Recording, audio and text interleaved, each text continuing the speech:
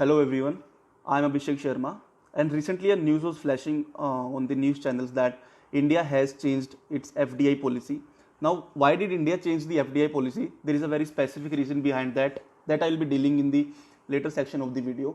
To begin with, we need to understand what is FDI and what is FPI, foreign portfolio investment. Foreign direct investment is an investment that is done by any investor from outside India with 10% or more than 10% of paid up equity capital into an Indian listed company. Now, FDI is done for longer term and to acquire more control over the decision making power of the company. And foreign portfolio investment means when any investment is done with less than 10% of the paid up equity capital into an listed company.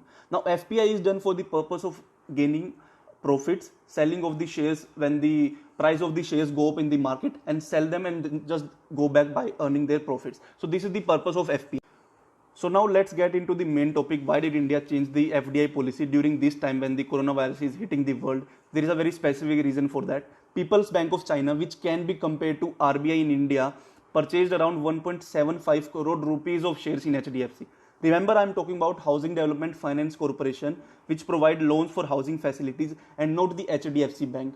The share value of HDFC fell almost around 40%, where the actual price of the shares was around 2,493 rupees, and it fell by 40%, coming down to 1,499 rupees. So this was a huge chance. This was a big chance for China to come and invest in HDFC, which it did.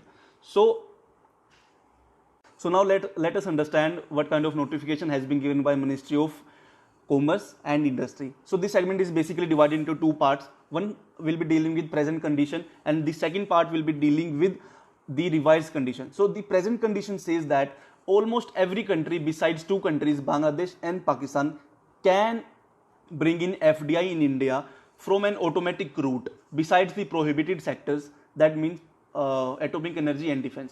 Basically means सारी की सारी countries India में investment कर सकती है, दो country को छोड़ के, पाकिस्तान और बांग्लादेश को, ऑटोमेटिक रूट से, बस दो सेक्टर्स छोड़ के, एटॉमिक एनर्जी और defence. So this means that even China can invest in India from an automatic route without much of the government's intervention. So now this has been revised, and now what has been said is that all the countries, which includes the bordering countries of India, which are Bangladesh, China, Pakistan, Nepal, Myanmar, Bhutan and Afghanistan, cannot invest into India without the government's approval. So now अब जो भी bordering state countries हैं India की, जो मैंने अभी बताई, तो वो सब इन्वेस्टमेंट नहीं कर सकती इंडिया में without the prior information and approval of the government in any sector, whether it is prohibited or it is not prohibited by the government. So now if China is aiming to invest in India like it did in HDFC, it cannot really invest in India without the approval of the government.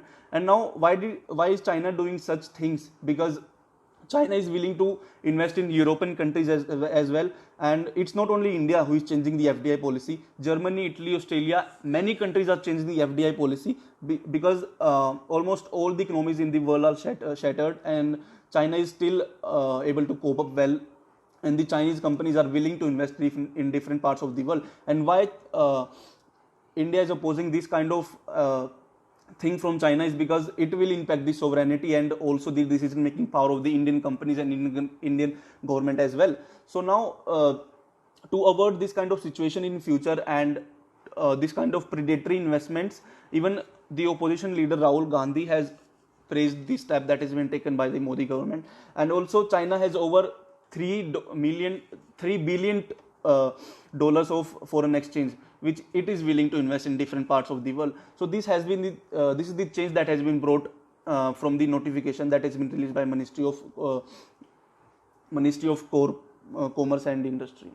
सो जैसे हर सिक्के के दो पहलू होते हैं, उसी तरह हर point के एक नेगेटिव और एक पॉजिटिव इम्पैक्ट होता है. सो पॉजिटिव इम्पैक्ट हमने डील कर लिया है, like no country will be able to invest in India, especially the bordering countries which I have mentioned, directly without the approval of the government. So there is a negative impact as well of this, because there is a report by United Nations Conference on Trade and Development that India was among the top 10 recipients of foreign direct investment in 2019.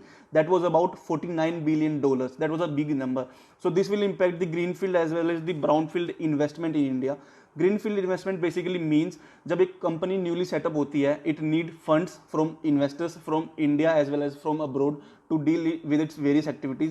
So if these kind of funds are stopped from foreign direct investors, so this will basically impact these greenfield investment companies.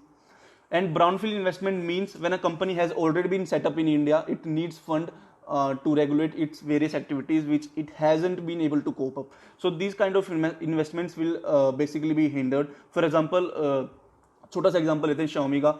वो mobiles manufacture करते हैं, sample करते हैं India में. If somehow the investment is stopped from China, then definitely Xiaomi is not able to boost up the Indian economy. So these are the negative impacts that may be seen in the Indian economy on a long run. But let's see how the FDI policy will be changed after this pandemic gets over. Maybe government is will be more liberal towards these FDI policies, because every economy needs FDI, and after this pandemic gets over, many of the companies will get into liquidity crisis. Many companies will not be having enough cash to pay their fixed cost.